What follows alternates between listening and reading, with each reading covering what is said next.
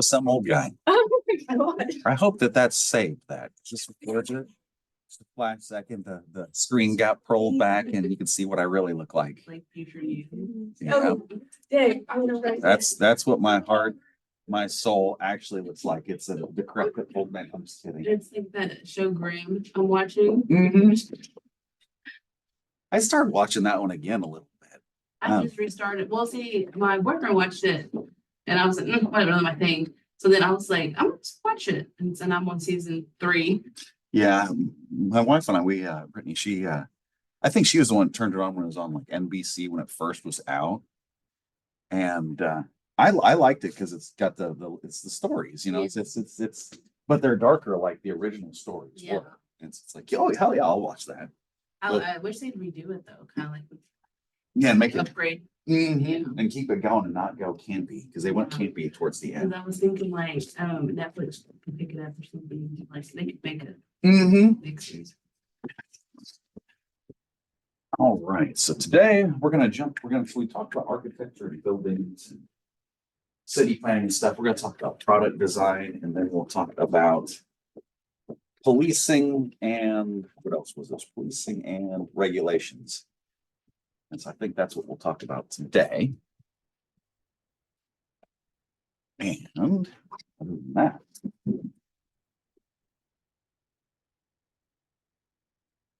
what else? So sickness stuff. Oh my goodness. So since the last time that did we meet last week or did we cancel last week? No. We met last week and canceled. Yeah, so the first day that I fell ill, I couldn't remember. I ended up going to the doctor. Was that 1 week ago from tomorrow? Something like that, because it was still hanging on. So the steroids, the moxicillin, all that good stuff. Yes, that's been so much fun on my stomach now. It's been miserable. Then the kids, they all got it. And so first was Grace. And so she's actually recovering already. But now the others have got it, and so was Brittany. So they're all, yeah, it was a long night last night. Yeah, I crashed out early because I stayed up late. So when I got up, everybody else was going to bed. Everyone was all snotty. And then Grace, she was up till like 3 this morning, 4 this morning, something like that. She is a night owl now. I guess she's realized that if she's up late, no one else is up except for me. So it's individual attention. And so it's fun, but ooh, busy. Got 5 minutes. Let's see what's been going on. Has there been anything going on? I've not really been paying much attention because it's the time of the semester where basically if I get time to breathe and see what's going on, I'm doing really well. That's not this. I don't like to pay attention on election years Yeah, as much as I can because it's all crap. yeah, election stuff. Yes. Go and vote. Make sure you vote. So that way, whenever you complain, at least you've got a stake in it. Whether you voted for it or not, you still can complain about it. The only ones I don't like complaining about are the ones that don't vote. Okay. Yeah, it's like even if you voted for the person that's in or not, and you don't like them, which you probably don't. It's politics. Speaking of politics, see, organizational stuff seems to be at evening out a little bit, I guess. I read all of that and I was like, Yeah, so you know I've been tied up for the last 6 weeks. crazy. Yeah, I had to do a deep dive on an organization. So like the same stuff that we're talking about in here, we were talking about last time. That's kind of what I've been doing. Going through reading everything you can get about the organization, everything you can read about the regulations. One of my favorite things to do though is say, wrong. No, actually, no. Yeah. You can't. Yeah, that did feel good. I won't lie about that because at that point in time, there had been a whole bunch of group emails that had gone out that had made it look like I wasn't doing stuff. And it's like, no, anytime I do something, I try to, it's like, I'll email whoever it is I'm working with on it because that's what you do. Yeah. It's like, hey, we're supposed to work on this. What are you doing? Okay. So, you know, send everybody, hey, we did this. You wait till you're done to do that. I don't know. It was crazy. I did get to look through, what was it, not quite 2.5 years worth of bank transactions. And Yeah, make a spreadsheet out of it. That was fun. Like that. Yeah, that part was fun. But we'll see where it goes from there. That is definitely a different animal. Whenever I was talking with my one of my old colleagues about it, she's telling me about swag chain. She just started laughing. What's going on? Welcome to the swag chain drama. I just started laughing. It's like I couldn't tell if that was a sadistic laugh, masochistic laugh, or both. Or both. They're a good organization. Once we get all that stuff ironed out, it'll run. 2 minutes. Let's see. So today we're going to talk a little bit about products. We're going to talk a little bit about policing and regulations. I think that's what we'll go through. Imagine we'll probably be here about, if it's 5:30, I'd say 6:30, 7 o'clock. Does that sound good? Woo. Okay. Products. Things that are produced. Most production. No. Let's see, what else do we need to talk about? I think I have stuff set for today as being due Right. in terms of something. And It's the theory thing. Yeah, that's right. There you go. I revised the timelines. This one's 3 to 5 pages on theory.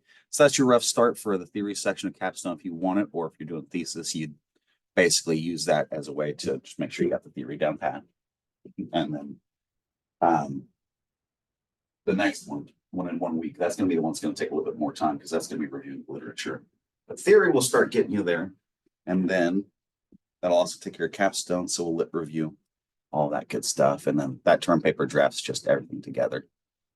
And we'll wrap that up that way. That is not as much time in as I would have liked, but I lost a lot more time than I would have liked this semester. Yeah. Sorry about that, but we will make that up in other ways. And that will be by having a good time. No, I'm just kidding. I was so mad. They did not select me for outstanding senior. Yeah. Ridiculous. Yeah. Ridiculous. I remember seeing those go through, and I remember seeing that email. Was that today or was that yesterday? That email fucking came out. I think that was today, wasn't it? Was that yesterday? I saw it weeks ago. Ah, They didn't tell me outright. It's just for some reason there was one email list that my boss, my old boss, was on, and I have her email delegated to me. And they went through, and I was like, "Huh, my name's not on there." Interesting. hmm. So yeah, I saw it. Maybe it's the I don't know, because I was a graduate student, right? Outstanding student. Okay. Undergrad, senior. Oh, undergrad. That's the To alumni. That's the one. That's what it is. They sent it to the alumni. Okay. That's the good thing is that they've got quite a few of those. Be more stuff coming along. No. Maybe. Let's see, what else was that? Things going on in the world. I don't know, I can't think of anything. But it is officially 5:30, so let's start talking some crime prevention. So last time we talked a little about architecture, city planning, that kind of stuff. So we spent a good bit of time. We talked about systems. We'll end up kind of moving a little bit back into systems a little bit with some of this because you kind of see how that kind of relates to it. Because we're going to talk about products. Then we'll move into policing and regulation because again, you're talking systems there. When we start talking about products, don't just think about the end product itself whenever we're dealing with things because there's a lot of stuff in the book about things that are stolen. We're talking about crime prevention, that kind of thing. Think about the actual activity of production itself, the manufacturing side, whether it's manufacturing, marketing, packaging, all that kind of stuff is going to be involved with that. But just from the very initial outset, designing the product itself, this was where they wanted to start thinking about crime from the get-go. Most people don't do that usually whenever they're thinking about a product, something that needs to be designed. Well, you're going to design something. Design production. What are the things you think of? You're going to be designing something.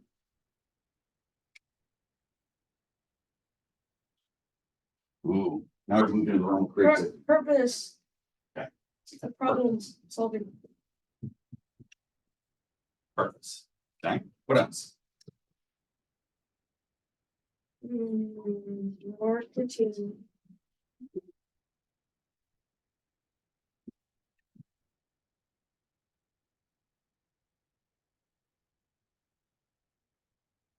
Gotta have some type of meaning. Mhm, You need to be able to sell it. mhm. Mm, Ooh, let's give you something specific. Let's say. Go with. Products. We'll say our product that we're going to be producing is.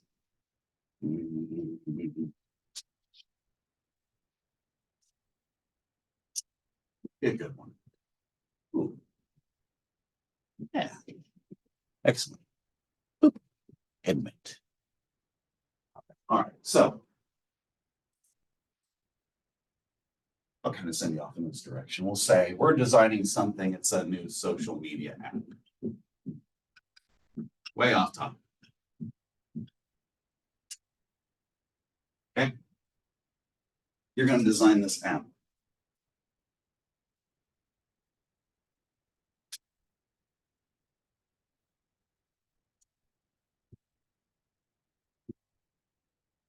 Usually, the reason I start with this one, you'll start thinking about this, the user-friendly nature of it. Computer stuff, usually people start thinking of that.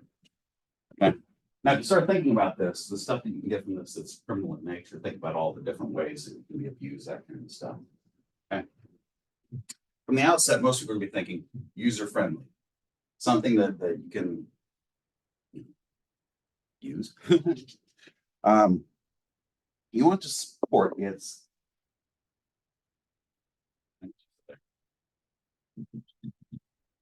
legitimate purpose, but avoid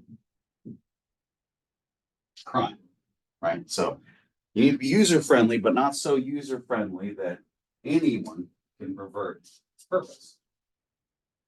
Right? Social media stuff, that one's pretty easy in terms of the information. You can use that pretty easily to other wrongful things, but just in general, that one is one of the first elements it gives you. Next one. We're dealing with the parts that deal with crime. Okay. Good this much. So while we're thinking about that social media app and all the different things that you do that are criminal, what kinds of information can you, or what kinds of ways can you use this criminal? Like first when I start thinking of stalking, mhm. right? What else? We can run with that one if you guys think of anything else. I'm just curious to see what you guys think of it. That's the only thought in my mind. So you can do that. Stalking, of course, you can do upload things without people's consent. That can be anything from pornography to I didn't want my child to be posted on the internet in any fashion. Fraud. Ooh, there you go. Good old fraud. All right. Okay, so we'll stop. We'll think about it. It's crimes from stalking, folks up for just privacy. We'll hold that one back for a second. So these three. What kinds of information would you want to glean from this social media app to be able to stalk someone or invade their privacy or defraud somebody? Name, address, place of work, family.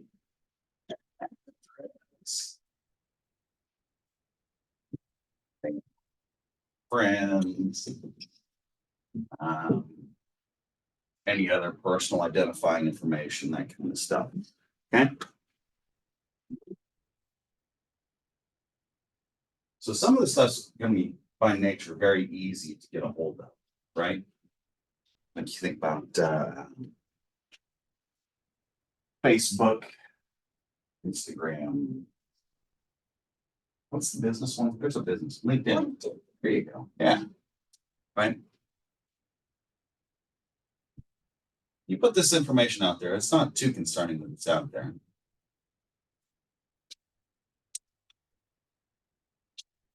One of the ways we try to protect this information so that way that it doesn't, someone doesn't just go out and start stalking you. Just run down for a little bit, stalking one. Digitally. One, let's say if you found out someone was doing this, what steps do you take? Of course, you hide these things, right? Mhm. What steps are they taking already to keep that from happening at large scales? Are they taking any? Think Facebook or YouTube takes any steps to prevent things like this happening? I mean, they give you the ability to make your profile private, but really that's it. Yes. I mean, you can also report things that don't follow the terms of service and guidelines. Yeah, it is still kind of the Wild West out there in terms of how open things are. But they have started to close it down a little bit.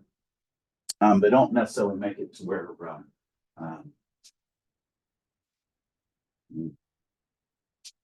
I'll put it this way. The book puts it this way, and then I'll talk about invisibility. A lot of the efforts that they take to deal with whatever crimes they're dealing with happening on the backside. You won't necessarily see them, right? Whether it's certain people or certain channels or certain whatever, disappearing, that kind of stuff. They also don't make it to where you can, just easily go into their database and just pull all of those names and addresses or information, that kind of stuff. They don't make it to where it's very readily accessible. On the crime prevention side, we will look at that in terms of invisibility. You want your actions that you're taking to be effective, but you also don't want them to be, like we were saying last time, image. You don't want to send the wrong signal. I think the book said something like anxiety. I think I wrote no anxiety, right? So as I'm putting this information in, do I start feeling nervous about the kinds of stuff you're asking or the kinds of information that's placed out there, those types? But you start putting out too much information too easy, people stop using it. They'll start getting nervous, and that's just this. All products are like that to some degree. If you have too many intervention efforts in there, too many prevention efforts in there, they start sending the wrong signal. Forgetting that's basically. I mean, what I always think of is if you have it, you can use it. So if, Facebook asks me for my birthday, they could potentially leak it. If they have my card number, they could, and they have. I mean, no one has handled my data worse than American social media companies. That's true. That's true. I don't know if any of the recent ones that did this, but they used to have one that was a website called, it's like creepy URL. Basically what it did is it took all of your social media websites, triangulated all of them. And so you could have one place to search through all of those things, that kind of stuff. It's really gross, really creepy. Or really mean. Okay. You hit on something there.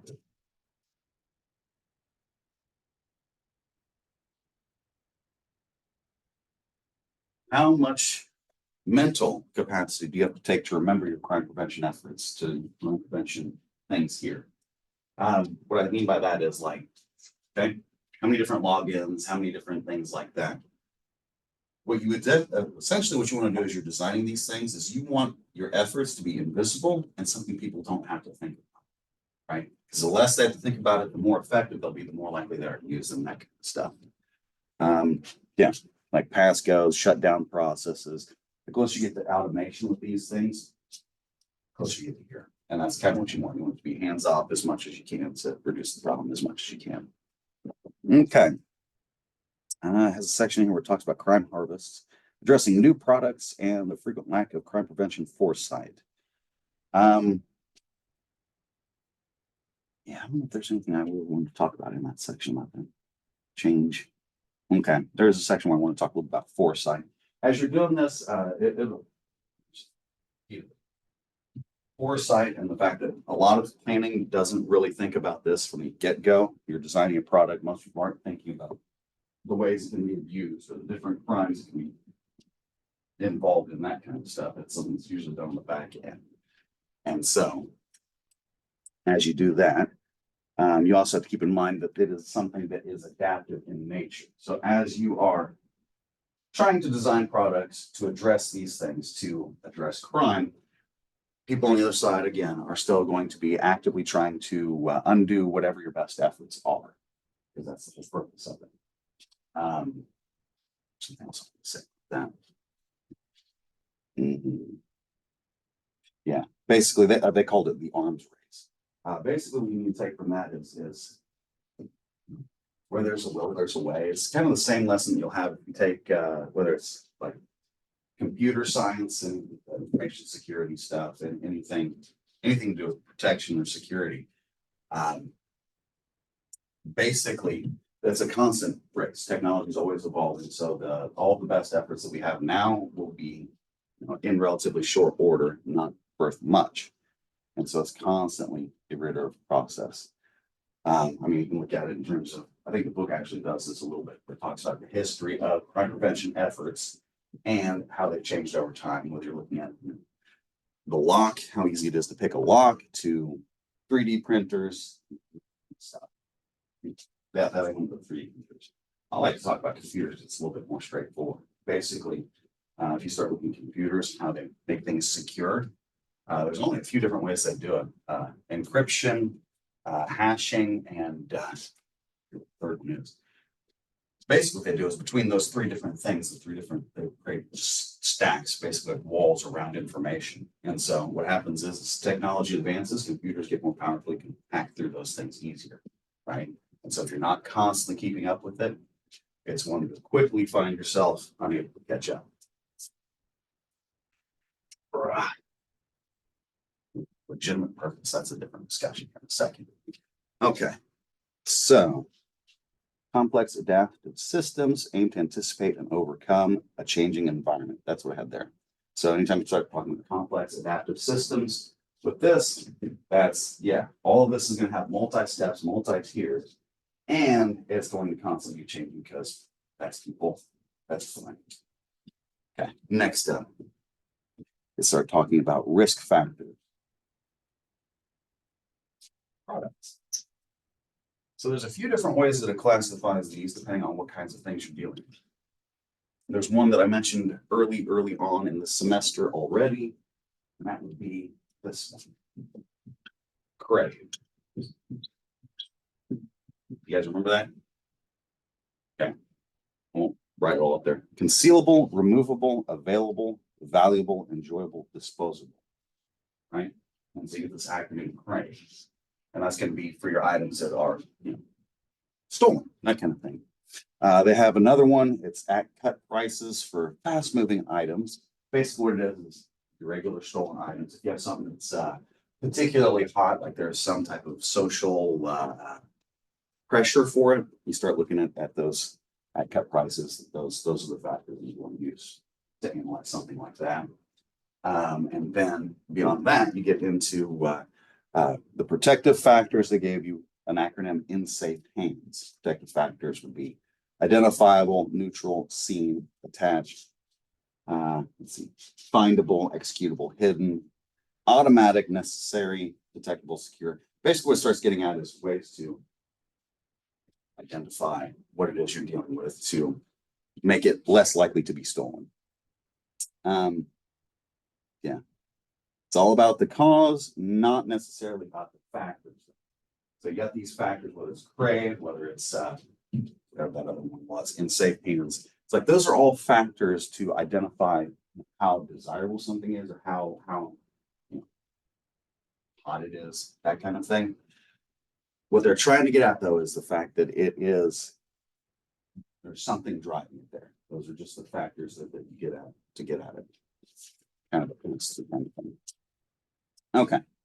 Then he moves up into frameworks for design. So frameworks, there's a few different frameworks here that it gives you. And I'm going to go pretty fast through them. And they're going to follow a lot of the theory stuff that we've already talked about. And so they're basically just building off of that. Here you got the conjunction of criminal opportunity. Basically what you start talking about are your ecological, it's another ecological framework for this. It says deter, discourage, defeat, deceive, demotivate, disconcert, disarm, deflection, detain. So just basically a whole bunch of keywords to give, a good list of ways that you try to redirect people. So pretty straightforward there. As a section where it talks about crime scripts. I talk about crime scripts in a different class, so I couldn't remember if I talked about those in here. Did I talk about crime scripts in here? They usually don't come up in crime prevention except for in this one area. So crime scripts. Scripts are very, very common in criminal behavior. Basically, it's the process kind of through which, whether it's an interaction or just crime itself occurs. So it's like if I'm a burglar, it's how I'm casing for houses, what things I take into consideration whenever I make those determinations, that process, right? And so that's going to be for every different type of crimes type, you'll have that. Here what it says about crime scripts. Yeah, just to basically, since we know that those exist, to some degree, we have an idea for the process there. If we know that process, you can start to look at those different decision points and they can disrupt that process. And that's basically what it talks about there. Script clash, sometimes you have that, which where you have multiple parties interacting. For example, it says when offender and preventer are present there, you might have some script clash. It gives you two more frameworks. Security function, which that's the one that kind of gets a little closer to what you were doing earlier. Where if you're going to look at that framework, you look at the product's purpose first. The security niche, basically what you start talking about there is, okay, what kind of, is this something that has security built into it? Is it innately secure itself? Is there some other security steps involved that you need to bring into them? Yeah. Is it secure itself? Do we need to secure it, or is it inherently secure? It's like built-in protection. I think this book gives you some examples like, the watermarks on the cash, the checks, and things like that. So those are built in. Some things are inherently secure themselves, and then some secure mechanisms. Basically, they want you to. This is very, very, very abstract. So it says mechanisms. Basically, what's asking there is, okay, with your product, what are the causal processes that lead to crime? And so they're trying to get back to, cause and effects propositions. And then technicality. How is it constructed? How is it manufactured? How does it operate? And so it's a little bit different then. I'm going to give one more. That's the 5 I's, which is built off of SARA. So if you're policing, SARA is search, analyze, respond, assess. The 5 I's are just intelligence, intervention, implementation, involvement, and impact. So intelligence, you gather that information. Intervention, you take that action. Involvement, stay involved, and then you assess its effect. And that'll basically get you through that chapter, because that one's a pretty short, chapter 10. We'll have a little bit more fun is with chapter 13 in policing, because when you start getting into policing and crime prevention, well, the first topic that they bring up is this one right here, which is interesting.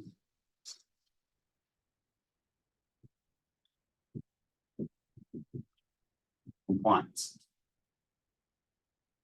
What is compliance? Following the rules and regulations put in place to use a service, product, or be a part of some other order. Following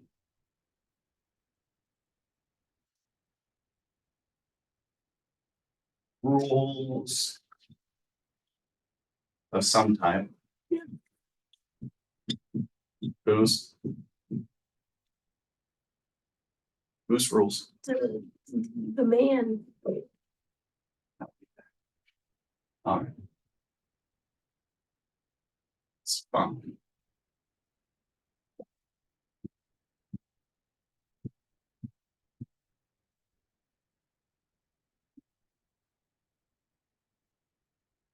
Yeah.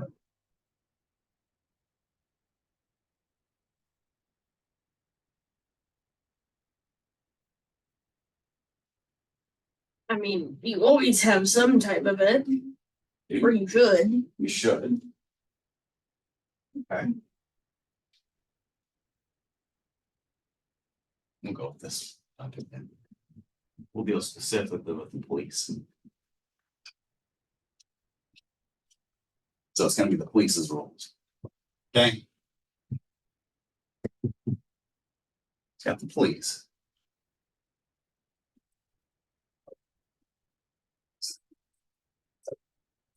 Mhm. That's what you think. All right.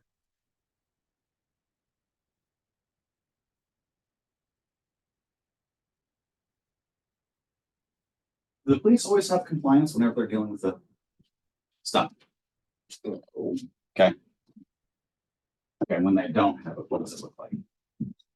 It can actually look like a bunch of different things. Like if you've ever seen someone that's getting pulled over for DUI and they are drunk, it's completely different from when they're dealing with a sovereign citizen. Yes. Give me some examples. Can be belligerent, just defiant, incoherent. It's just an asshole, probably. Incoherence. Assholes. You always have Yes. You have, okay? Belligerence, defiance, incoherence. Yes. But to some degree, these can also be found over here.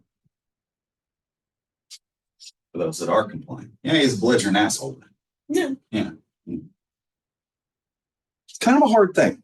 Why I don't include things like disrespect. Like I can be following the law. I'm just think you're an asshole. Yeah. So we know that there's some tie in here with respect. Maybe. Something there. Okay. When do you have compliance? Here's the other thing. You can be in compliance with the police, but not with the law. That's true. That's true. You have some conflict in here. So this is innately messy. Interesting.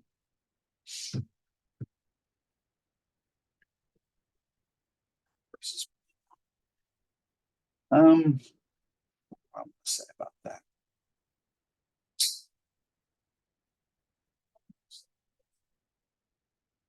It's not always immediately clear if you have it or if you don't. But it's sort of like knowing what the temperature is outside. Right? You know, if it's warm, it's hot, it's cold, that kind of thing. No, it's like, okay, it's 72 degrees out right now. It's like most people don't know that. It will look like this if you don't have it. Sometimes you'll have that over there. Respect.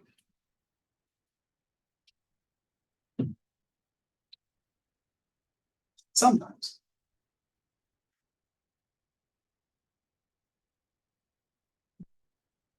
But not always.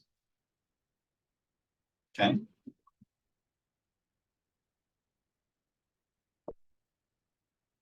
At its base, it is just following the rules or orders or things like that, but you also have this other thing right here.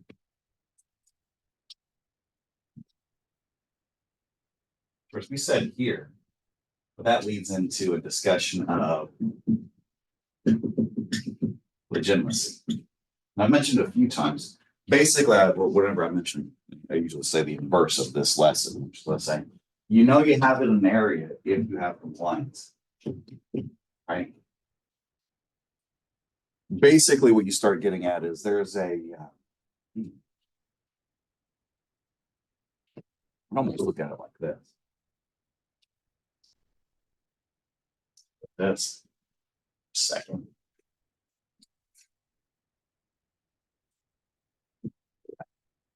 Get rid of that for a second too. Okay.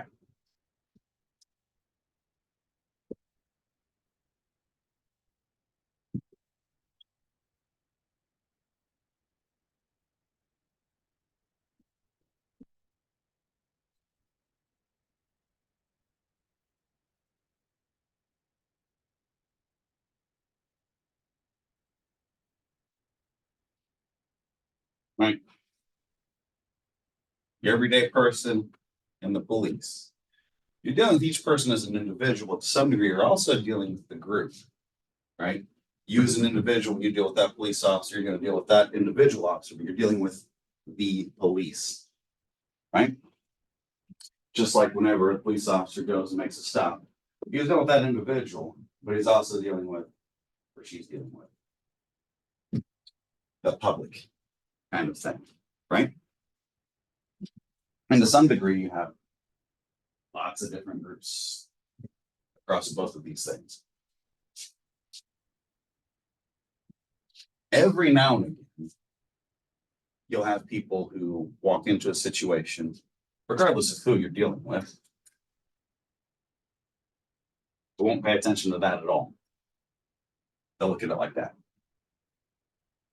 This group versus that group kind of thing. Right? That's where you start running into some problems. That's where you start running into issues with legitimacy. It's a cultural thing.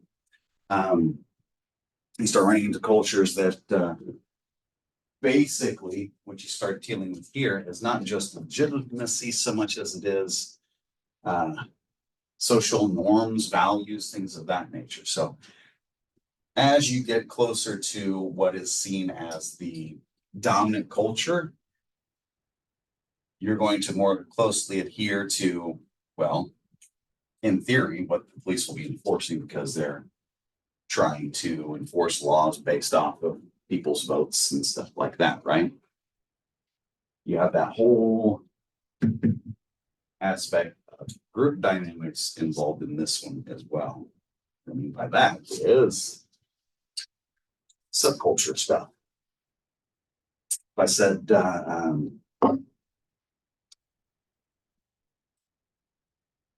Michael Brown, you know who I'm talking about. Yes? Might be before your time. You guys don't remember Michael Brown? Oh, that's a good one. So that one's from 10 years ago. That's why I used that one. It's a long time ago. That was one that was in not St. Louis, but Ferguson. I'll tell you the story and we'll make it relate. So basically what happened was in 2014, there was a police shooting. And it was one of those situations where there was definitely cultural stuff going on. Ferguson, Missouri itself is like 80-90% black. It's police population, police organizations like 90-89% white. So it's complete contrast in terms of the groups themselves, what they look like. What ended up happening with that case was Michael Brown was an 18-year-old, I think. Great big guy. Great big guy. Apparently he was doing something in a convenience store, I think, kind of roughing up a guy. Anyhow, he left out, police weren't aware of that, but they saw him walking on the street, police officer stopped him, he approaches the vehicle, and in the interaction between them, he reaches in and tries to take the officer's gun, at which point in time, violence ensued. Weapon was discharged. Michael Brown dies, right? This is where you get the phrase, hands up, don't shoot. If you've heard that, it came from Michael Brown. That's not what he ever did, but that's where that phrase started. Everyone was saying, I witnessed it, hands up, don't shoot. You get to the trial, if you look at any of the documents, which are probably still available, they were posted by the New York Post, New York Times, I think it's New York Times, until at least last year. Thousands of pages of documents. Every single witness recanted. Every single one. No, I didn't see it directly. I heard someone else that said it. Well, I was inside at the time, but and so no, not everyone said no. None of them said that.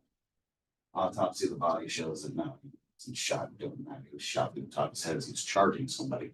The officer who shot him. Yeah. The Michael Brown effect is something that's often referred to as, but I won't talk about that so much. We'll talk about on this side of the classroom, actually. Conferences. You could go to conferences, you could hear other professors talk about their experiences. My favorite one was a lady who she was talking about marching the streets with groups kind of thing and about the crowd and how they were so terrified of the police, worried that they were going to die. Not a real fear, really, in terms of, no, the police aren't just going to come and kill somebody, but is it a situation where there could be death involved? Yes. So there's some real element of danger there. Something's off in that culture. Basically, what you see as a result of that is not only did you have the increased fear from the black population, you had police officers start becoming afraid of what happens if they use their firearm, what happens if they, take certain steps, that kind of thing. As a result, we had a number of people for years, and still have this happen occasionally, where clear indication they should have pulled your firearm and discharged it, but they don't. And people get hurt because I don't want to be on the news kind of thing. So you've got that going on. At the same time, you've got this issue at play. And that issue ties back into the culture. Basically, what I tell you about that is deviant subcultures. When you're dealing with them, how is it that they view this group? If you're dealing with a neighborhood that is a high crime area, what is the likelihood that they're going to view these people coming in as the problem? Comes much higher. Yeah, because it's like these people who are shooting guns and killing each other, that kind of thing. It's like, yeah, they're doing that, but the real danger is whenever you come in here to deal with them, because that's when the firing starts breaking out, right? And so you'll have that popping over. My favorite case, I actually was thinking about it earlier, was Renfield. The guy, his name was Renfield. He was in Indianapolis, Metropolitan Police. Police barbecue, family barbecue, high crime area. Got about 50 people there. One person there, 18-year-old male, decides to start shooting off his family's AK-47 off into the air in the middle of Indianapolis. So police showed up. Police showed up. Officer steps out, draws gun. Guy with the rifle drops officer.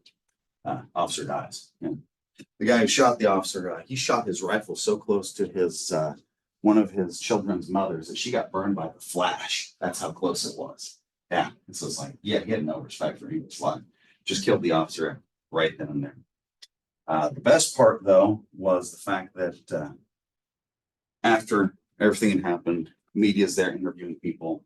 The family goes on record, and you know what they said? I think it was the King. I don't know what that officer's doing. He could see he had a gun. He should have known better. He shouldn't have even got out of his car. Right?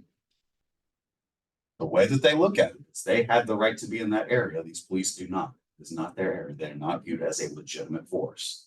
Right? That sense that they're there to support the people there is not there. That's that sense of legitimacy. It starts with that alignment with maybe respect, maybe decency, something like that. Really what it is it's your alignment with overall society. Do you align? Yes. And are the police aligning in the same way? If you're both aligning to meet that common goal, you're more likely to find that police, you'll have that positive view of police. You'll find them as a legitimate force. As a result, that compliance skyrockets. And so that's how that works. And so that legitimacy, that social element is actually quite powerful. And so when we're talking about it,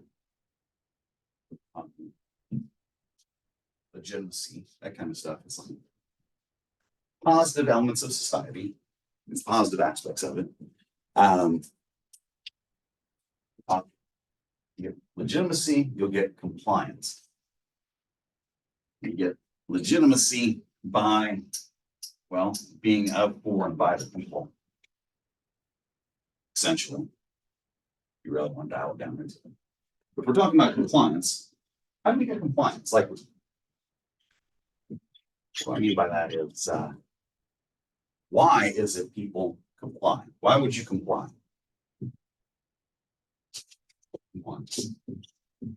Why? Think about, why would you comply? Because you either want something or you don't want something. There you go. Self-interest. It's in my own best interests to do X. Cool. Okay. What else?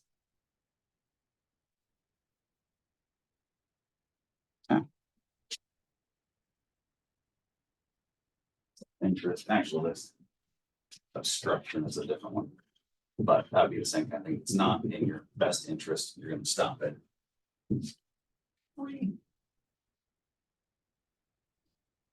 You're being forced. That's really the only other one I got.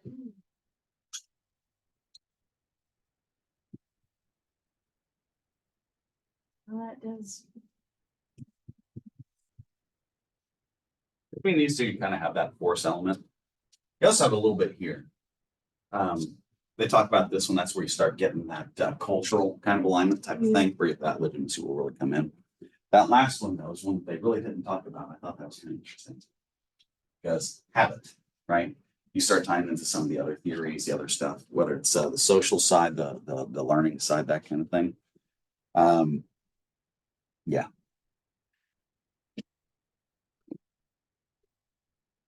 So here's where you start getting some of those psychological and sociological elements here. Visual stuff there. Okay. So legitimacy ties into moral consensus, and that's going to align with law and society itself. So we have that legitimacy up here. You'll get compliance. You need to have two types. Retributive, and then this other one. Lost my place. Consequential. I'm going to start talking about things that promote legitimacy, things that will make people feel like, whether it's your police force or whatever it is you're doing, is more legitimate in nature, right? It's going to have to do with two factors: the retributive element and the consequential. Retributive.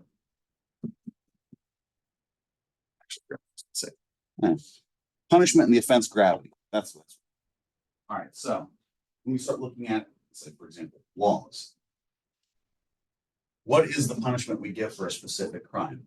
Does it fit with how severe it is? I mean, there have been times where I've pointed out, what is it? Animal cruelty. Animal cruelty is a very seriously punished crime. Those who put that forward, they really wanted that. That means that for them to see that in there, they really like it. Consequential element that has to do with decision points. That basically each of those decision points that you see throughout whatever process it is, it's lost up there, every single decision point, aligns with the public interest. Does it align with public interest or not? Because if it does, well, public masses. I can give you, let's say,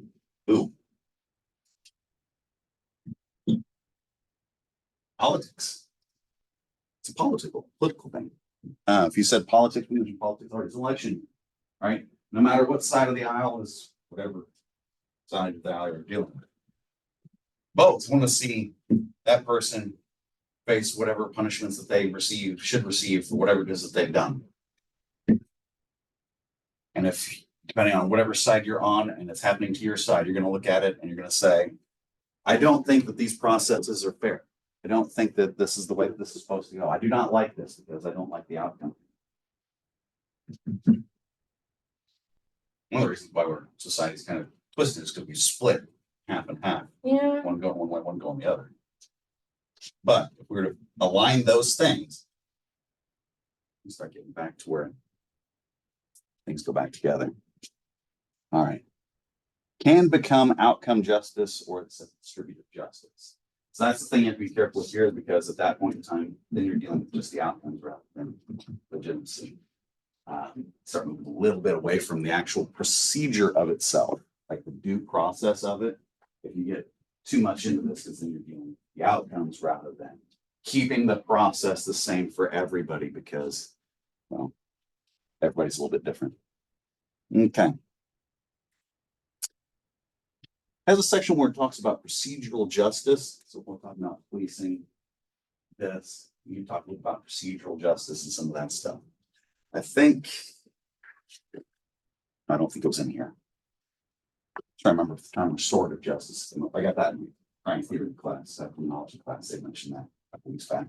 There are a few phrases in different fields that have huge political ties, not huge political ties, but enough political ties that you just buy.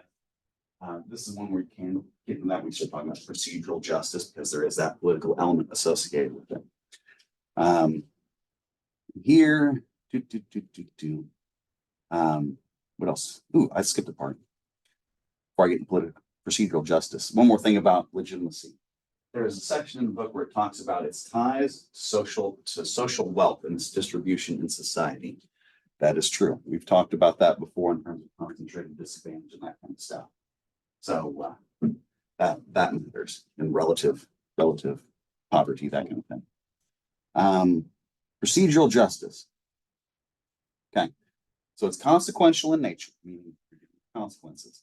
Procedural fairness shapes institutional legitimacy. So again, we're dealing with not just the consequences, but that it's fair at each step. That's what actually shapes and, well, owns viewpoints on legitimacy of an institution. To do that, you need to, one, follow the rules.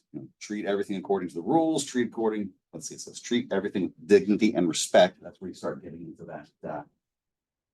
One of the softer sides we had earlier, you start talking about respect. It's like, yeah, dignity, that kind of thing. Listen to what people have to say and explain the reasons for your decisions. Ask to list those things out because that's not something people commonly do, right? So when you're dealing particularly with the policing side of things, it tends to be more command given, that kind of thing. We start building in those feedback loops, whether it's with your own employees or whether it's, in this case, you'd really be talking about the people there. You want to have those types of ways to get in contact with people, to have those feedbacks. That is a great way to increase legitimacy very, very quickly. And of course, explaining reasons for decision, explaining rationale, that's going to reinforce that. Okay. Perceived moral appropriateness of the institution. Ooh, that's another aspect of legitimacy. So we're talking about legitimacy. Remember, this is all something that's perceptual. Anytime you're dealing with perceptions, you're dealing with stuff that's in the mind. And so keep that there. So internalized sense of consent and authority structures to the authority. I had trouble. Tongue tied.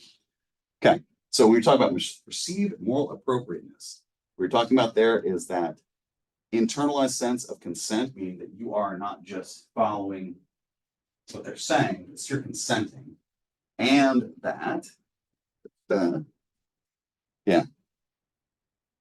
you recognize those authority structures associated with the institution. So it's not just the institution itself, it's those people holding the authorities within those positions to get there. Okay. So while we're talking about procedural justice, the consequences and fairness, we probably should have a talk about that real quick.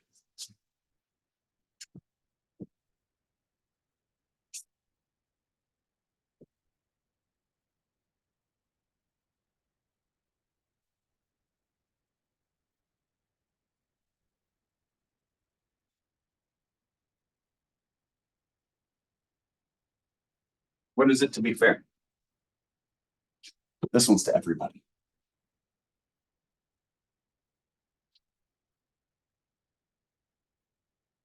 What does it mean to be fair? We're talking about justice,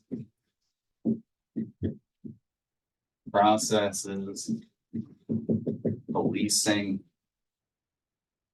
What is it to be fair?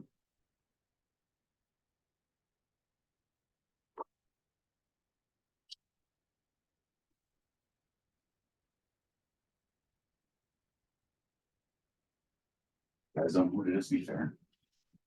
I'm not sure how to get into words, I guess. Okay. Justice. If we want a justice to be fair, what would it look like? Unbiased. What's the word I'm looking for? Consistent. Assured.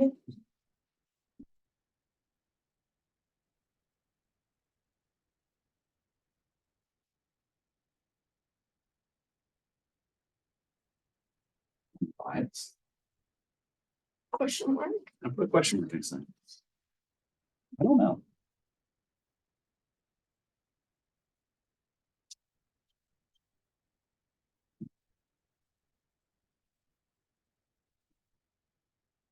What about me? I want them to be biased whenever they're dealing with me. I want a better treatment. See, that's the thing. That's kind of the thing.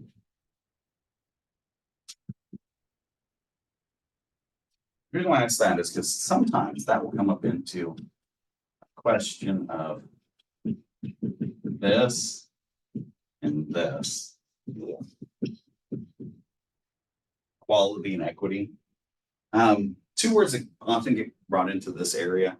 Not really either one are things that you'd want to bring in over here. Because this is something that is, well, should probably talk about the difference between those two real quick. Equality versus equity. What are the differences there? In equality, everybody gets the same thing. And in equity, everybody gets what they need. Close.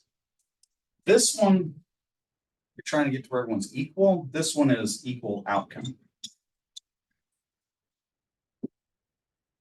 I think of it as there's this one picture.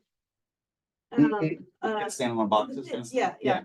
Yeah, equality is everybody gets one box and then equity would be the shortest one gets two. kind of Yeah. thing, Right?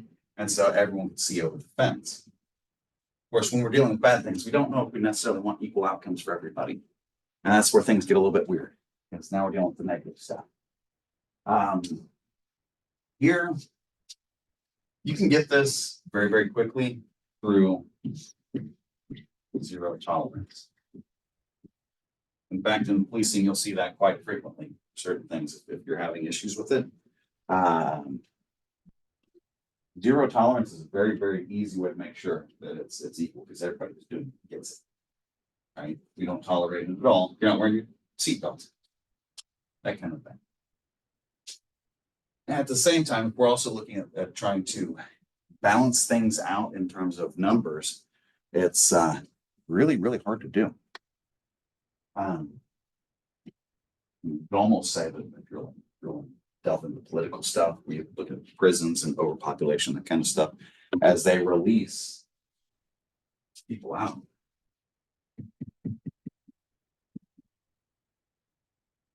Kind of an interesting thought there. What ends up happening is you stop enforcing the law to some degree because they're trying to balance out some of the Supreme Court practices they've had, and they've seen the whole system just slide off into the negative because it's like that one doesn't really work either. And so what you need is some way to try to have it consistent, unbiased as you can, but fitting each individual circumstance, which is not easy. And that third option we're trying to get is very, very difficult. Here, what it'll say in terms of the book. Here. It gives a few different things to think about in terms of weighing it out. So, are we talking about the process itself, or are we talking about the outcomes? We're talking about what else? Fairness or legitimacy.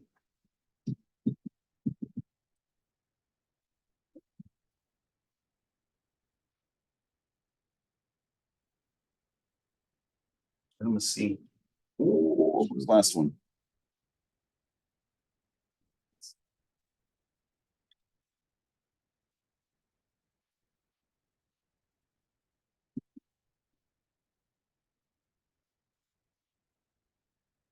All right. Fairness. Processes or outcomes? Right? We're having to weigh things out. Which one of those is more important? Me personally, I feel like it should be the process rather than the outcome.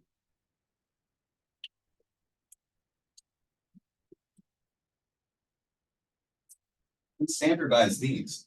Mhm. These you wouldn't want to. Like you can get guidelines for it, but the individual cases are gonna be so unique.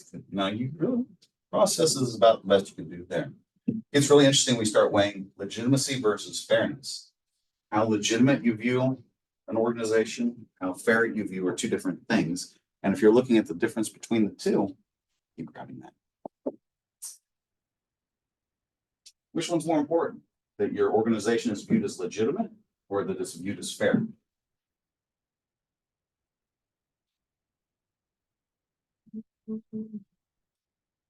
Ooh. I mean, probably legitimacy. It's kind of a hard question because you have to think about that one for a little bit. It's like, okay, let's say you had a choice. We're going to make some type of policy change. You can either focus on increasing our organization's legitimacy or our perceived fairness. If you focused on the fairness, it actually would increase the legitimacy. So fairness actually matters more. It's one of those things that's not quite paradoxical. You think about it, that does make some sense because this one will actually drive this one. Legitimacy is more of an outcome for fairness.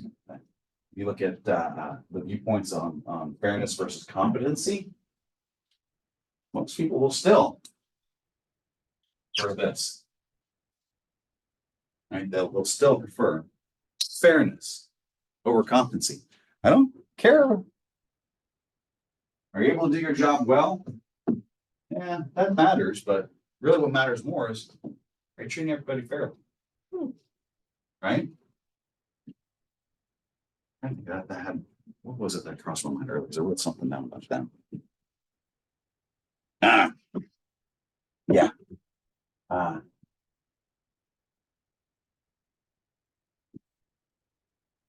Reminds me of there's a phrase actually.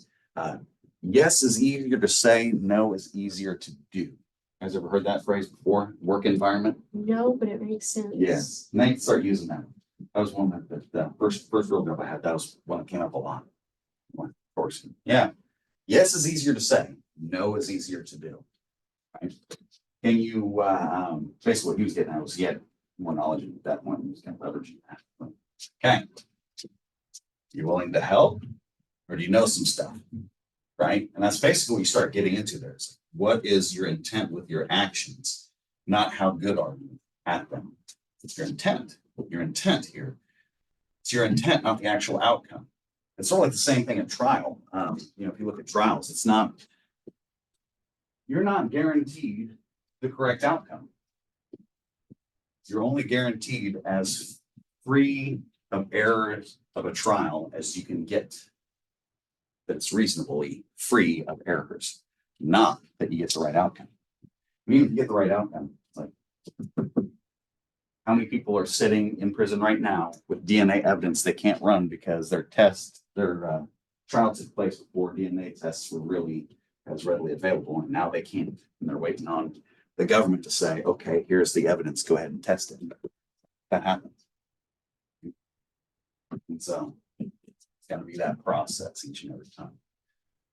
And that fairness is going to run more than legitimacy, more than competency, and it will actually drive compliance too. So it makes you have an easier time at doing the job itself. Okay. Next thing is distributive fairness. The extent to which power holders treat different groups in a similar way. So if you start talking about distributive fairness, what you're talking about there is not just one-on-one kind of thing. It's how are those with authority treating different groups en masse, and is it seen as fair? I just want to go into a rant about that. I'm not going to go into a rant. I won't do that. Okay. How does it work? When we start talking about legitimacy, we're talking about that, perceived fairness, the group stuff. Basically, what we start tying into very, very quickly is that group thing I was talking about before, social identity.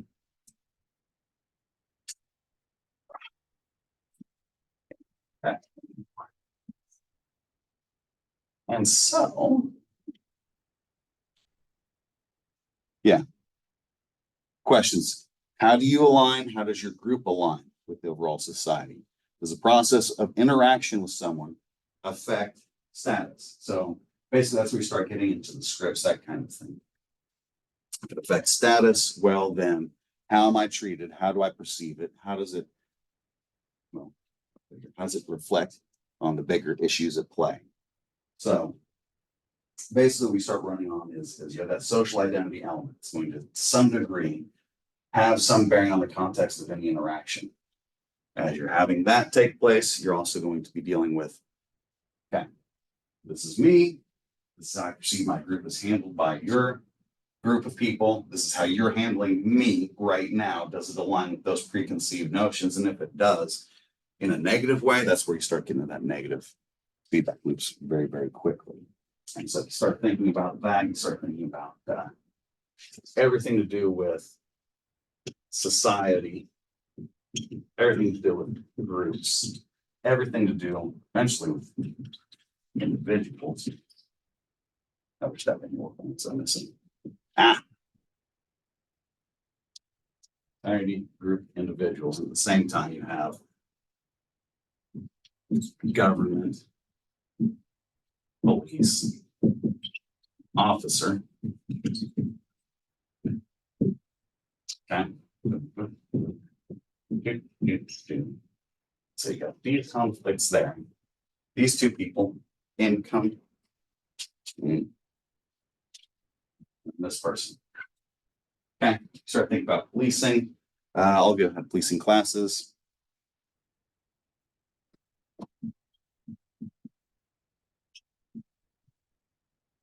Probably remember having talks about policing styles. This is the legalistic style, the watchman, the crime fighter. Now you can see where style starts to come back in and affect the whole system. And not only does it affect the whole system, crime prevention element too. Depending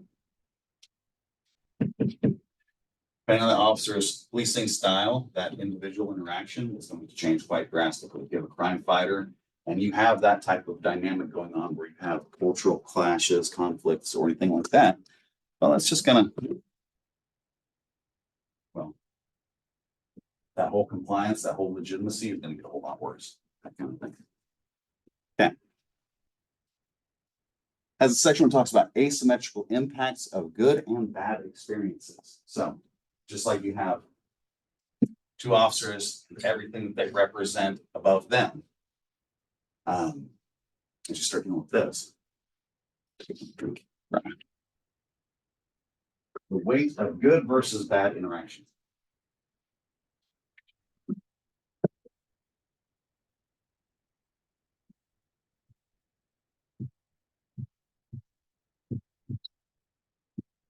Okay. Ooh. Good versus bad. Are we intrinsically more or less likely to remember? How do I word this? We're looking at memories. Which are you more likely to remember? Good memories or bad memories? Bad. Yeah. We're more sensitized toward bad memories. The good ones we have a little bit more trouble with. I'm going to put that into perspective. That's because there's more learned from the bad stuff and the good stuff. Kind of geared towards that way. These will always have a much larger impact. And if you think about social networking and that kind of stuff, think about all the experiences that you'll hear, good and bad. Policing experiences, good and bad. And then how much of an effect those stories have on you, depending on who's telling them and basically how it went, that kind of thing.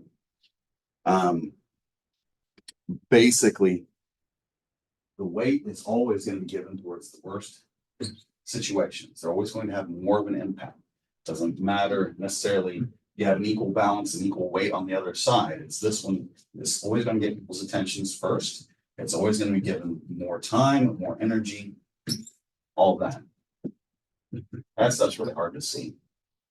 I won't tell you about that. Yeah, from citizen police perspectives. That kind of ties back into the money story. the impacts of what happened with that situation on the bad side had a much greater effect than any good that came out of it. That kind of stuff. All right. Figure 3.2 pathways. There's a section in here where it shows some pathways. Let me see if I've got that up in here. Because that was pretty cool, because it gives you some pathways in here, I think. I thought I had. Oh, this is not me signed into this. That's why. I'm not going to do that. I'm going to do this. I'm going to say, skip that and not even do it. I was going to show you that, but it's in the book. In chapter 13, they've got some pathway that shows you some of the different relationships between the different aspects of legitimacy. Okay, the last note is procedural justice from an ethics and political standpoint is a risky topic because it has many aspects of that tied into it. And she was out of that chapter. Society, groups, policing, all that good stuff, all those factors tie in. Regulations. This one's kind of interesting because of the way that they attacked this topic. One of the more interesting things you'll get from this chapter, basically what they've taken from it is how they approached crime prevention and regulations. They use pollution as basically a framework for it. So they use the same kinds of techniques that people use to address crime prevention as the way organizations address pollution. And so you get a lot of really interesting recommendations related to regulations there. So first, we should probably talk about what are regulations. We start talking about regulations. What are they?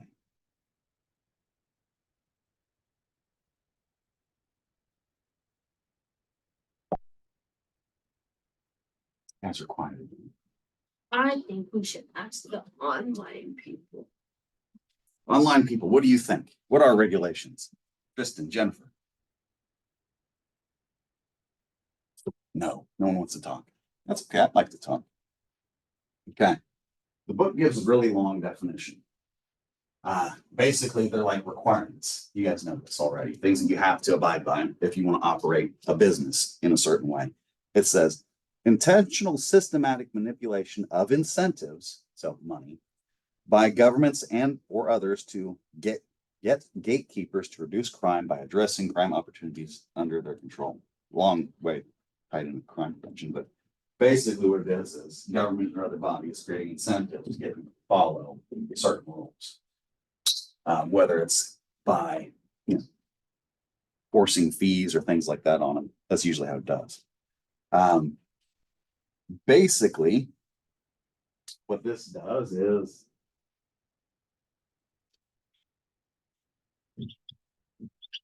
handlers. This is one that's going to focus on your handlers.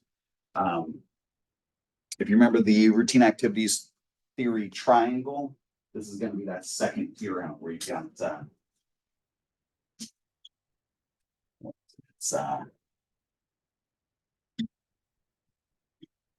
place, target, offender, and you have your handlers on each side. So you have your offender handler, your target handler, your place manager. So this is going to be those people are typically the ones you're talking about. We're talking about gatekeepers because they're the ones at the base of that triangle that will have some type of controlling ability. So they call them super control or something like that. Yeah. All right. Ways that they work. Well, a few different ways. Do red and choice. So how they work, of course, the routine activities theory.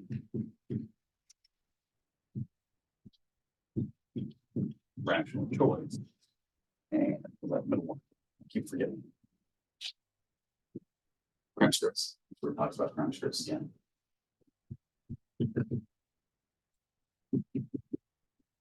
All right. So it's very, very simple.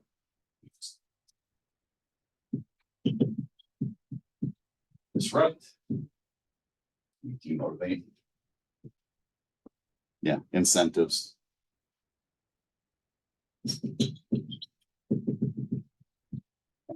Here's where you get the handlers. right off that routine activities theory. And so those are the different ways that the regulations affect. Target the handlers, that's gonna be using routine activities theory, rational choice, your choice, it's gonna be your incentives. And then you have that element of the crime scripts, you can disrupt those. It's very, one of the ways you can do that through regulations. Okay. So, two types of regulations, means and ends. So, whenever you use the term regulations, book says that usually what people are talking about are means regulations, not ends regulations. Basically, what they're talking about here. I'll just give you the list. I'm writing that out. Command control.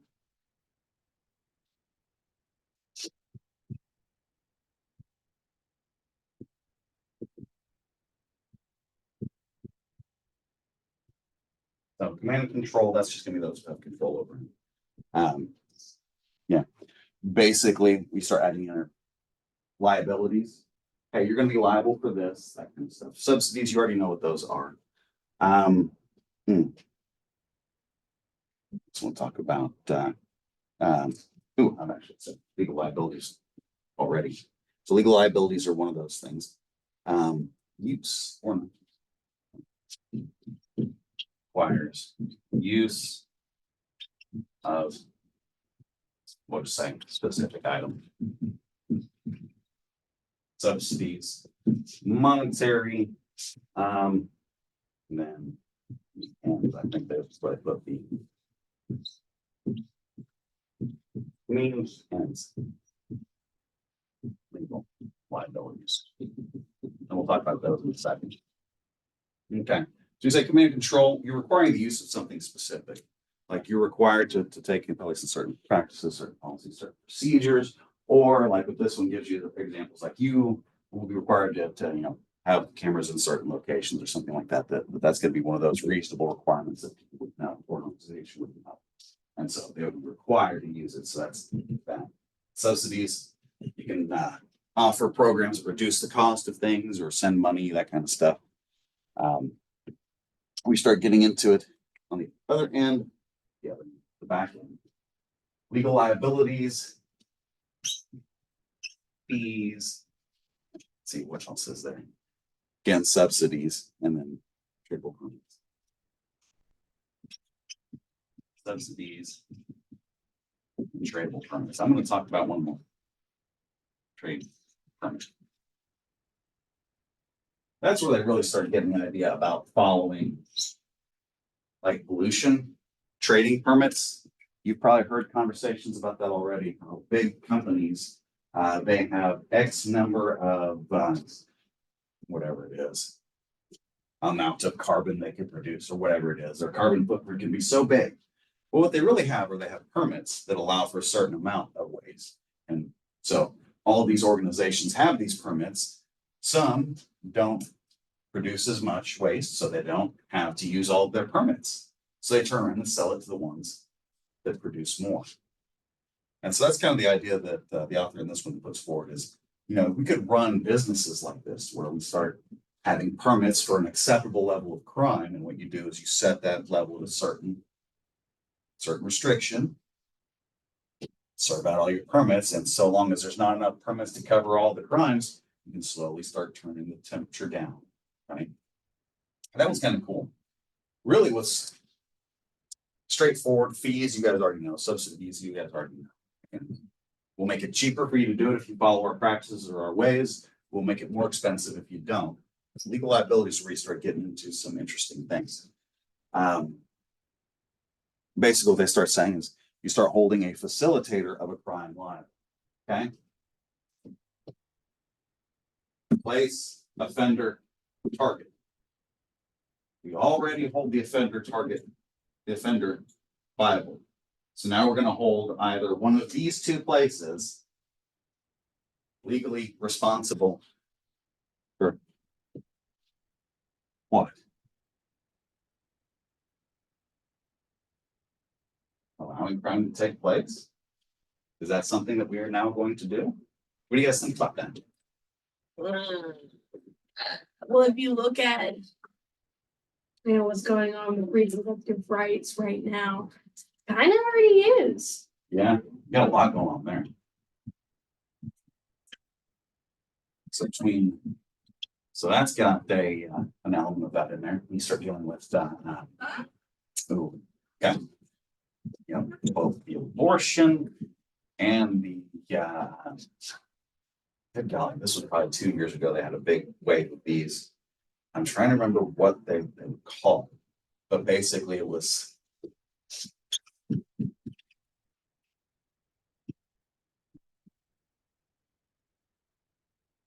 acts on impregnation, criminalizing impregnation where it wasn't desired. And so it's like, you get on both sides really, because it's one of those things that really messed up. What we start seeing is, okay, who are we holding responsible for what? Right? It's the same thing here. They've actually tried this in a few different areas.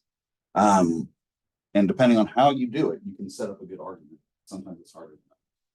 Really easy one that's easier than these. I'll run with it because it's easier than those. Your Second Amendment stuff. You have the same kind of element there where it's yes, we have people who commit crimes with these weapons. What we need to be able to do is we need to hold the manufacturer responsible because it's their weapon that's going out and being used in this horrible way. It's like, okay, you have started an argument there.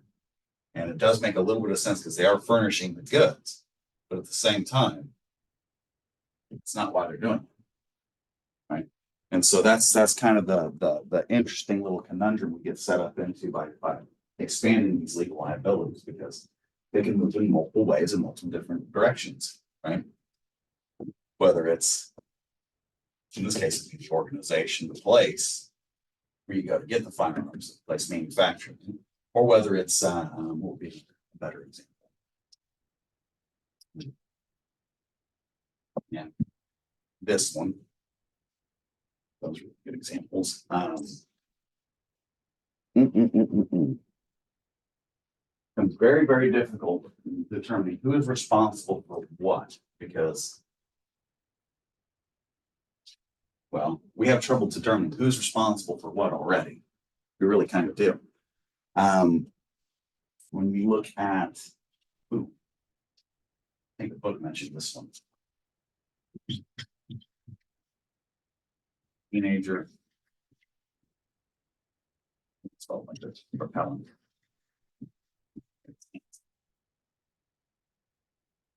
You guys have probably heard about this before. About 10 years ago, it became kind of a rave over in, I think it was London. They found that the youth, their hearing is better, right? They can hear Oh, the frequencies. frequency, yeah. This book actually mentions that. And it's like those repellents, those high frequency sound emitters that are just there to drive away loitering teenagers. Like, what are those things? Well, that ended up being a legal case where someone was found to have violated the civil rights of teenagers for putting that out there, right? Because they have a right to be out in society. They have a right to use those businesses. At the same time, this was very effective at getting rid of loitering teenagers who were causing problems, right? And so it's always a complex thing. Be very, very careful whenever there's shifting of responsibilities.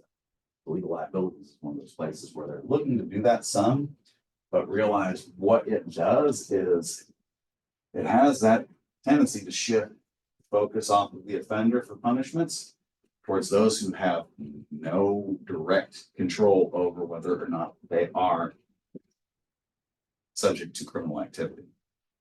So that's kind of the dangerous one. Okay.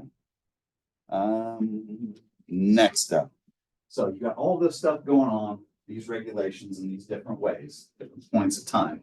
And you also have to think about it in terms of if you're dealing with crime prevention, the crime prevention aspects you want to think about aren't necessarily tied into the triangle stuff because it's already built in, but it's going to be things like crime, you'd say volume, seriousness, you'd say frequency. Let's see what else was there. A few other things I wrote down. What was it? Yeah. They start talking about locations. And basically what they start saying is, if you're gonna do it right, you do the quickest, best impact, what you need to do is you need to focus on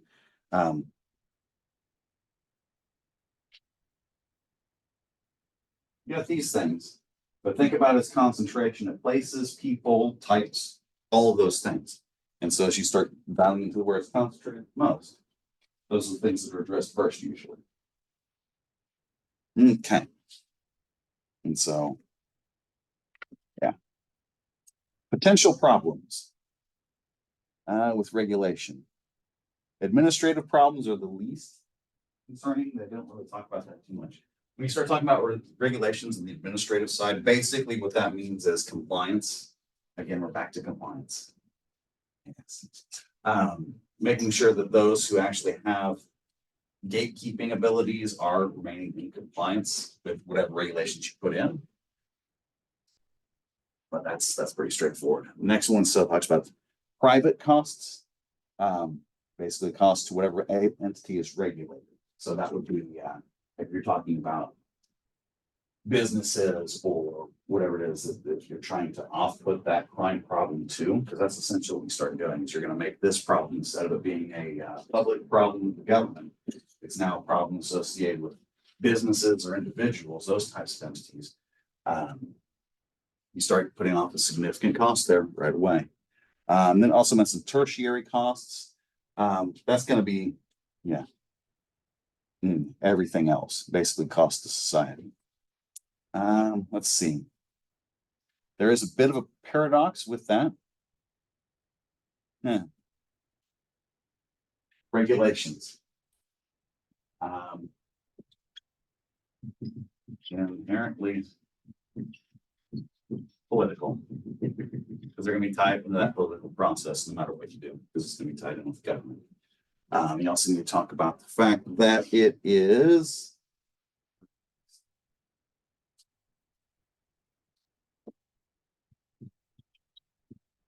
least possible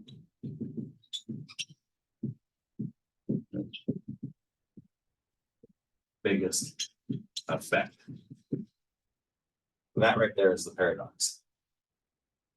You want your regulations to be as minimal as possible, but to have the maximal impact. That is a very, very difficult thing to do. I think the book actually kind of gives you the two extremes of that, where it's like, okay, if you really wanted to do it,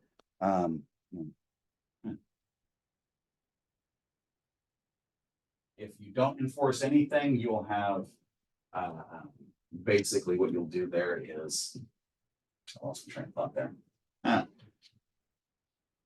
You don't regulate anything, you'll end up with nothing being done. Whereas if you try to go on the other side and over-regulate it, you're end up wasting all of your time. So you either have very little to no prevention efforts to way too many efforts for not enough results. And so finding that balance is very, very, is a very difficult thing.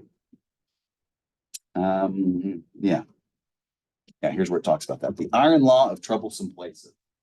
Think of that chapter. Basically what they're talking about there is if you're going to make predictions, even the most risky of places kind of thing. If you're just going to make a prediction about whether or not there's going to be crime there, your best bet is always going to be no crime.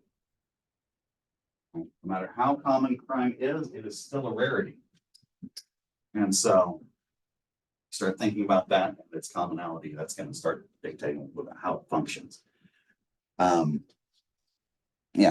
So most accurate prediction here is no gatekeeper will need regulation. Same thing with crimes. Right? So if you go and have no regulations, you'll have no false positives, but otherwise you'll have no regulations. All right. If you do full regulations, you won't have anybody who's not being regulated, but at the same time, you're way going up with costs and social implications. So keep that in mind. So it's inherently political. You want the least intervention with most effort. At the same time, if you do it poorly, Well, it's political. Everyone's gonna see it, that kind of thing. Yeah, and it will have massive social implications. So if it's done well, great. If it's not done well, it'll look badly on you. If you have the wrong perceptions, perceived the wrong way by society, basically what that'll happen is you might send the wrong signal. Right. And so if you start thinking about well, all that stuff I've said about image before, you know, we can go back into that. Okay. So if we're trying to focus in on the things that are high volume, serious in nature, at specific locations that are risky, that kind of thing. Well, there's a few different ways you could do it. They make recommendations that you focus on things like hot items, hot things like that nature for your regulations, make those the primary focus. You can do it that way. The other way that they suggested would be lighten sanctions for first-time offenders. I think so we can scale up the punishments associated with those who violate regulations on multiple occasions. But again, that's more towards the future. Two other things it mentions in here. One, insufficient evidence. Yeah. So basically what's talking about in that section, it just mentions insufficient evidence is kind of the law of the land. So we often lack specific evidence on what works in specific settings, so we don't have that great of effectiveness. Also, when you start getting organizations and regulations, basically, organizations only care about this, right? As an organization, you place a regulation on me, I'm going to make sure that I'm not bleeding money. This other thing that you create this regulation for, I really don't care about it unless it's affecting my bottom line, right? So no matter what regulations you put in, if you're going to put them in for crime prevention purposes, it's like realize that whoever you're dealing with, they don't really care. They're not going to, they're only going to deal with regulations. And so that's in there as well. Let's see, at the very end, I think it goes into tertiary costs. Basically, so we talked about costs to society, to the organization, tertiary costs. Basically, we start talking about are the effects that you have. And so if you start enacting regulations, if you start taking care of it, actually, if you start making changes to this, even if you're doing it crime prevention through other means, you find the same problems kind of tend to take place. Where they're going to be most effective are not going to be the worst places. What you're going to see is the areas that are transitioning, those that are able to make those changes to address crime or whatever it is, make the changes to follow regulations for this instance. Those won't be the areas with the most problems. Those will be the areas on the brink or the areas that are already good. And so what ends up happening is you help the areas that were already doing well. The areas that were already falling behind are now even farther behind. And so that's part of that problem that runs with that. The areas on edge are the first to move, not the worst places. So vulnerability can actually become more concentrated by that. At the same time, you're also talking about things like displacement. So you can have collateral damage from these regulations, whether it's direct in terms of the crime has moved to make it a direct collateral damage, or if it's something related to the regulations itself. You can have businesses, that kind of stuff. Just think about, think about security in San Francisco, right? A lot of businesses leave there because of all the issues they have there. You start bringing up regulations, increasing costs, they do the same thing. They move just like people do. And then, yeah. Also, you have to be careful with how organizations address regulations. So they give a really good example about how public housing, I think it was public housing, had addressed some areas where they put statutes in to limit the number of calls to police that have come from those places. If you have places where they put limits on the number of calls, what they end up doing in public housing is they evict your female domestic violence victims because they're the ones calling, right? And so that's what they do. instead of actually fixing the problem, instead of your regulations doing what helped there, they made it 100 times worse because now those people who have been victimized are now homeless, right? And so that's part of the danger of dealing with this is we've got all the best of intentions. Doesn't mean that those you're trying to regulate do. All right. It is now 7 o'clock. Are we good? Okay. Cool.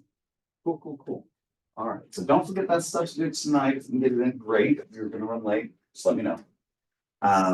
If we're running into, let's see, next week will be the lit review. Yep.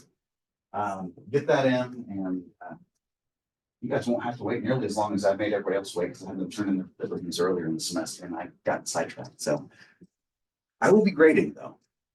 I swear this time. I really will be. That's all I have for you guys tonight. We've got in this book, we've got I wish I could bring up the books. I'm trying to remember the section book because we've got applications left in a few different chapters and then analysis. I probably won't go too heavy into analysis yet because it's if we're gonna do analysis, I want you guys to see analysis, that kind of stuff. So we'll finish out that stuff probably next class, maybe depending on how fast we go through it. And by that point in time, you guys will have feedback on intros already. And you'll be working on your lit reviews. We'll finish those up. That'll take me probably a week. And then we'll be done. All right. So I've got it set up in Blackboard. I think I mentioned this before, and I'll share this with you guys. You can see it. That's here. Here. Yeah. So I've got it set up to where it's just information about the term paper, writing assignment 1, you guys have already done. Assignment 2, right here, 3 to 5 pages. There we go. Assignment 3, 5. So this draft right here will just be combining those two after I get the feedback for those two together. So that way they'll back to back, you can smash them together. Boom, that's done.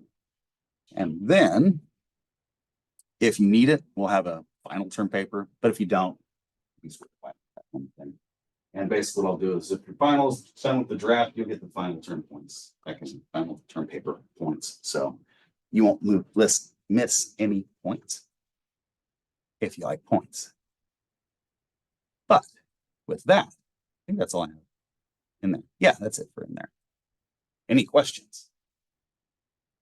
I've been playing fast and loose with the deadlines in this class. Hope you don't mind. If you guys do mind, and you don't like the extra time, let me know. If you do like the extra time, let me know that too. Usually this is more structured, I stick with deadlines a lot better. But this has been a little bit of an atypical semester. I've had a lot of fun though. We're getting close to the end. I can't believe the semester has gone this fast. But with that, I won't keep you here any longer if you don't want to stay here any longer. You guys ready to go? You want to call it a night? Because I'm kind of tired myself. Yeah.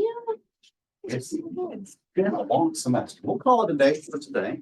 We'll pick up with I want to say it's chapters. This was chapter 14. I think we already covered it. It's the application section. Some of them have already dealt with a little bit, but we'll finish those out next time. And then we'll talk about papers and projects and that kind of stuff because that stuff's moving forward. And with that, let's call it a day. All right. I will talk to you all later. If you need anything, let me know. And have a great evening. Bye.